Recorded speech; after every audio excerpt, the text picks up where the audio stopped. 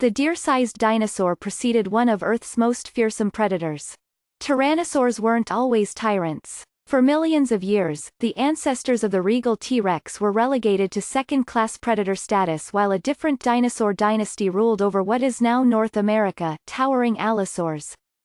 But the allosaurs went extinct during the late Cretaceous, allowing tyrannosaurs to seize the throne and then evolve into large killing machines like T-Rex and Tarbosaurus. To better understand how and when tyrannosaurs became giants, paleontologists have sought examples of their lineage from when they were small. Their latest discovery is a tiny tyrannosaur that lived in the shadow of larger predators some 96 million years ago. Called Moros intrepidus, the new species is the oldest Cretaceous period tyrannosaur ever found in North America and among the smallest in the world, measuring only about as big as a deer.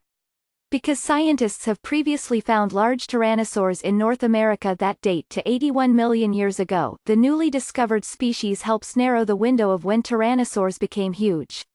We now know it took less than 15 million years for them to go from these subsidiary secondary players in the environment to top of the food chain, said Lindsay Zano, a paleontologist at North Carolina State University. She and her colleagues published their discovery Thursday in the journal Communications Biology. In 2012, while Dr. Zano was fossil hunting in central Utah, she noticed a dinosaur leg bone sticking out from a rocky hillside. The next year she and her team excavated the fossilized remains. Although the bones were poorly preserved, she could tell by how thin they were that they belonged to a theropod, which is the major group of carnivorous dinosaurs that include allosaurs and tyrannosaurs. Her colleague Aaron Gitterman at the North Carolina Museum of Natural Sciences painstakingly pieced the leg together over the course of a year. After examining the dinosaur's tiny foot and upper leg, Dr. Zano determined it belonged to a tyrannosaur.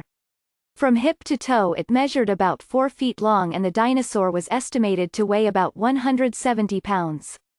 T-Rex, for comparison, strutted around on legs that were about 12 feet long, and weighed more than 10,000 pounds. The next steps were to find whether the tiny tyrannosaur belonged to a new species or was a juvenile of a known species. Aurore Knovel, a postdoctoral researcher in Dr. Zano's lab, collected small samples from the bones.